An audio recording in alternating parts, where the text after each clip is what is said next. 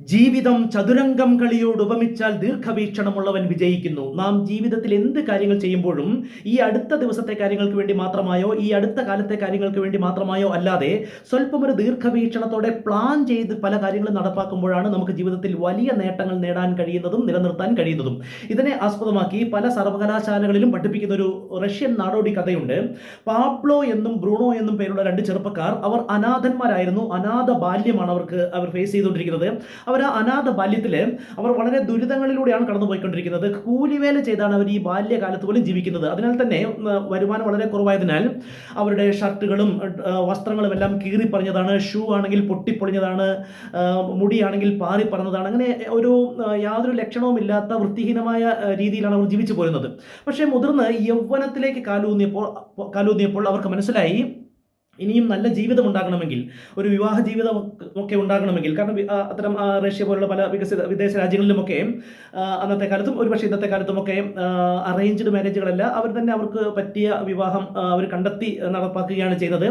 അപ്പോൾ അങ്ങനെ ഒരു വിവാഹമൊക്കെ ചെയ്യേണ്ടുന്ന കാലഘട്ടമാകുമ്പോൾ ഈ ഒരു രീതിയിലാണ് ജീവിതമെങ്കിൽ, സാമ്പത്തിക ശേഷി ആർജിച്ചില്ല എങ്കിൽ നല്ലൊരു ജീവിതത്തിലേക്ക് പോകാൻ കഴിയില്ല എന്ന് മനസ്സിലാക്കി അവർ ചിന്തിക്കാൻ തുടങ്ങി എന്ത് ചെയ്യാൻ കഴിയുമെന്ന്. അതേ അവസരത്തിലാണ് ആ ഒരു ഗ്രാമത്തിൽ ഒരു സംഭവവികാസം നടക്കുന്നുണ്ടായിരുന്നു. ആ ഗ്രാമത്തിലേക്ക് ആവശ്യമായ വെള്ളം കൊണ്ടുവന്ന് സംഭരിക്കുന്നത് ആ ഗ്രാമത്തിന് നടുവിലുള്ള ഒരു ജലസംഭരണിയിലാണ്, ഒരു വലിയ ടാങ്കിലാണ്. അതിനായി ഒരു ജോലിക്കാരനെ നിയോഗിച്ചിരിക്കുകയാണ്. അദ്ദേഹം ഒരു കമ്പിൽ 2 പാട്ട കെട്ടിയിട്ട്, അന്നത്തെ കാലത്ത് കമ്പിൽ 2 പാട്ട കെട്ടിയിട്ട് ദൂരെയുള്ളൊരു നദിയിൽ പോയി അത് മുക്കി ആ പാട്ടകൾ നിറച്ച് കൊണ്ടുവന്ന് ഈ ഗ്രാമമധ്യത്തിലുള്ള ആ ടാങ്കിൽ, ആ ജലസംഭരണിയിൽ ഒഴിക്കുകയും, അങ്ങനെ അദ്ദേഹം നിരന്തരം രാവിലെ മുതൽ വൈകുന്നേരം വരെ അദ്ദേഹത്തിന്റെ ജോലി സമയം മുഴുവൻ ആ വെള്ളം കൊണ്ടുവന്ന് ആ ടാങ്കിൽ നിറയ്ക്കുകയും ഗ്രാമവാസികൾ ആ വെള്ളം ഉപയോഗിച്ച് പോരുകയും ചെയ്തു പോരുകയാണുള്ളത്. പക്ഷേ അദ്ദേഹത്തിന് പലപ്പോഴും ഈ കമ്പിൽ 2 പാട്ടയും വെച്ച് കെട്ടി സ്ഥിരമായി വെള്ളം കൊണ്ടുവരുന്നത് മൂലം അദ്ദേഹത്തിന് തോളുവേദന വരുന്നു, കാലുവേദന വരുന്നു, ദേഹവേദനകൾ വരുന്നു. അങ്ങനെ ഇടയ്ക്കിടയ്ക്ക് മുടങ്ങുന്നു.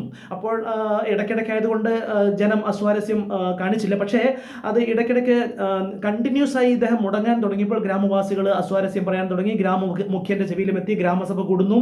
ഒരു പരിഹാരമാർഗം കണ്ടെത്തിയേ മതിയാകുമെന്ന് ആലോചിക്കുന്നു. വീണ്ടും അദ്ദേഹത്തിന് തോൾവേദനയും നടുവേദനയും ഒക്കെ കാരണം അത് അനവധി ദിവസങ്ങൾ തുടർച്ചയായി മുടങ്ങിയപ്പോൾ അദ്ദേഹത്തെ മാറ്റിയേ പറ്റൂ എന്നുള്ളൊരു നിലപാടിലേക്ക് ഗ്രാമസഭ എത്തിച്ചേരുകയാണ്. ആ സമയത്താണ് പാബ്ലോയും ബ്രൂണോയും തീരുമാനിക്കുന്നത്, അങ്ങനെയെങ്കിൽ നമുക്ക് ആ ജോലി ഏറ്റെടുത്താലോ എന്ന്. അങ്ങനെ അവർ നല്ല 2 ചെറുപ്പക്കാർ, നല്ല ആരോഗ്യമുള്ള 2 ചെറുപ്പക്കാർ ആ ഗ്രാമമുഖ്യനെ കണ്ട് കാര്യം അവതരിപ്പിച്ചു. ഗ്രാമസഭ കൂടി.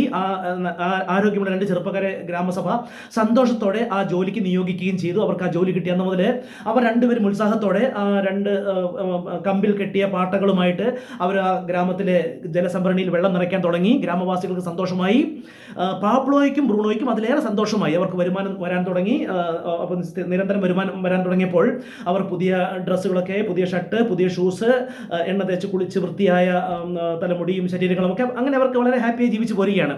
പക്ഷേ ഇടയ്ക്കിടയ്ക്ക് അവർക്കും തോളുവേദനയൊക്കെ വരുന്നുണ്ട്. അവരത് മൈൻഡ് ചെയ്യാതെ ആ വരുമാനത്തിന്റെ സന്തോഷത്തിൽ അവർ മുന്നോട്ട് പോവുകയാണ്. പക്ഷേ ബുദ്ധിമാനായ പാബ്ലോ ഒരിക്കൽ ബ്രൂണോയോട് പറഞ്ഞു, ബ്രൂണോ, നാമും ഇങ്ങനെ തുടർന്നാൽ ഒരു നാൾ നമുക്കും തോളുവേദനയും നടുവേദനയും വന്ന് ഇത് മുടങ്ങിക്കഴിഞ്ഞാൽ ഗ്രാമസഭ ചേർന്ന് നമ്മളെ ഈ ജോലിയിൽ നിന്ന് നീക്കം ചെയ്യുകയും മറ്റാളുകളെ ആ സ്ഥാനത്ത് വെക്കുകയും നമ്മുടെ വരുമാനം നിലയ്ക്കുകയും ചെയ്യും. നമുക്കൊരു കാര്യം ചെയ്യാം, നേരെ വടക്കോട്ട് പോയി ഈ പുഴ എവിടെയാണോ നമ്മുടെ ഈ ഗ്രാമത്തിനടുത്തോട്ട് ഒഴുകുന്ന ഏരിയയേക്കാൾ ഉയരത്തിൽ ഈ പുഴയുള്ളത്, ആ പുഴയുടെ ഭാഗത്തേക്ക് പോയി അവിടെ നിന്ന് ഈ ഗ്രാമത്തിലേക്ക് നമുക്കൊരു ചാല് കീറിയാലോ എന്ന് പാബ്ലോ ചോദിക്കുകയാണ്. ബ്രൂണോ പറഞ്ഞു, ഞാനില്ല, ഇപ്പോൾ കിട്ടുന്ന ഈ വരുമാനം കളഞ്ഞ് വടക്കോട്ടും തെക്കോട്ടും ചാലി കീറാനുമൊന്നും ഞാനില്ല എന്ന് അസന്ദിഗ്ധമായി ബ്രൂണോ പറഞ്ഞു. പക്ഷെ പാബ്ലോയ്ക്ക് ഇപ്പോൾ തുടരുന്ന രീതിയുടെ അപകടം മനസ്സിലാവുകയും അല്ലെങ്കിൽ വരുംവരായക മനസ്സിലാവുകയും തന്റെ സ്വപ്ന പദ്ധതിയുടെ മനോഹാരിതയും തിരിച്ചറിഞ്ഞ പാബ്ലോ പിറ്റേന്ന് മുതൽ ഒരു കൈക്കോട്ടും എടുത്ത് വടക്കോട്ട് വെച്ച് പിടിച്ചു ചാലി കീറുന്നതിനായി.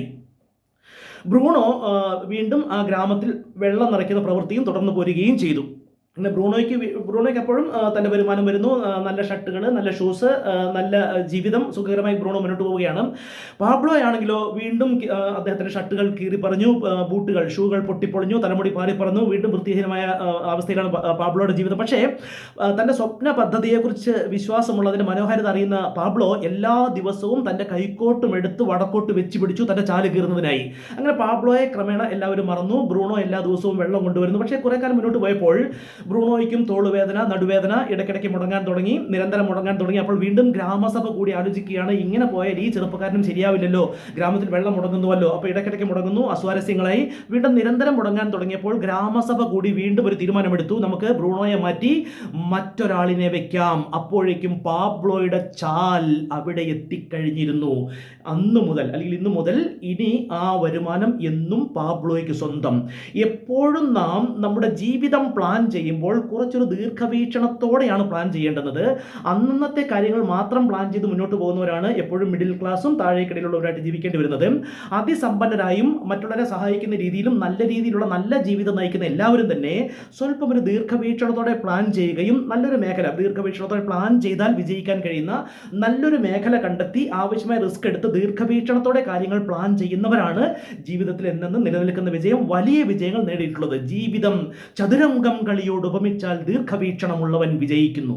ഇന്നലെ വരെ നേടിയ നേട്ടങ്ങൾ പോരാ എങ്കിൽ ഇന്നലെ വരെ നേടിയ അറിവുകൾ പോരാ. വളരെ ആത്മാർത്ഥമായി ചിന്തിച്ചു നോക്കൂ. ഇന്നലെ വരെ നേടിയ നേട്ടങ്ങൾ പോരാ എങ്കിൽ ഇന്നലെ വരെ നേടിയ അറിവുകൾ പോരാ. നാം പുതിയ അറിവുകൾ ആർജിച്ചുകൊണ്ടേയിരിക്കണം. എന്നും നാം പുതിയ അറിവുകൾ ആർജിച്ചുകൊണ്ടേയിരിക്കണം. Never stop learning because life will never stop teaching എന്നൊരു ചൊല്ലുണ്ട്. അതായത് ഒരിക്കലും പഠനം ഒരിക്കലും അവസാനിപ്പിക്കരുത്, കാരണം ജീവിതം ഒരിക്കലും പഠിപ്പിക്കൽ നിർത്തില്ല എന്ന്. അതിനാൽ തന്നെ ഇത്തരം പുതിയ പുതിയ പല അറിവുകളും പല തിരിച്ചറിവുകളും അറിയുന്ന പല കാര്യങ്ങളിലും പല തിരിച്ചറിവുകളുമായിട്ട് ഈ ചാനലിൽ ഇനിയും പുതിയ പുതിയ ടീച്ചിങ്സിൻ്റെയും പുതിയ പുതിയ ലെസൺസിൻ്റെയും പുതിയ പുതിയ ടിപ്സിൻ്റെയും ജീവിത വിജയത്തിനും സാമ്പത്തിക വിജയത്തിനും എല്ലാം ഉപകരിക്കുന്ന, എല്ലാ മേഖലകളിലും വിജയിക്കാൻ ഉപകരിക്കുന്ന പല പല ടിപ്സുള്ള ഷോർട്സും വീഡിയോസുമായി ഇനിയും ഈ ചാനലിൽ വരുന്നുണ്ടാവും. അതിനെല്ലാവരും ചാനൽ സബ്സ്ക്രൈബ് ചെയ്യുക, ബെൽ ബട്ടൺ അമർത്തുക, ഷെയർ ചെയ്യുക, ലൈക്ക് ചെയ്യുക, നിങ്ങളുടെ വിലപ്പെട്ട കമൻറ്റുകൾ രേഖപ്പെടുത്തുകയും ചെയ്യുക.